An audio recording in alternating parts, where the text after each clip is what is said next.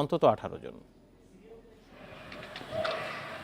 Russell's viper বা চন্দ্রবোড়া সবচেয়ে বিষধর সাপগুলোর অন্যতম। বহু বছর দেখা না গেলেও 2012 সালের পর বরেন্দ্র এলাকায় চোখে পড়ে রাসেলস ভাইপার। গত বছর ছড়িয়ে পড়ে অনেক এলাকায়।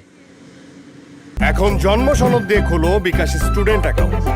নিজের বিকাশ নিজে কর।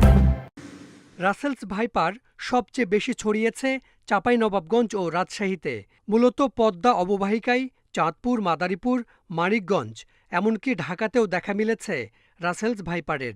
এটিই একমাত্র বিষধর সাপ যে বাচ্চা দেয়। প্রতিবারে জন্ম নেয় 40 থেকে 50টি বাচ্চা। জলবায়ু পরিবর্তনের কারণে যে পরিমাণ অতিরিক্ত আর্দ্রতা, অতিরিক্ত গরম এবং ওই স্থানগুলোতে যেসব জায়গায় নদীর প্রবাহ বেশি হচ্ছে এবং সেখানে অনেক বেশি পরিমাণ লবণাক্ততার পরিমাণটা বেড়ে যাচ্ছে, এইসব জায়গাগুলো রাসেলস ভাইপারের জন্য খুবই একটা ভালো এনভায়রনমেন্ট। শুধু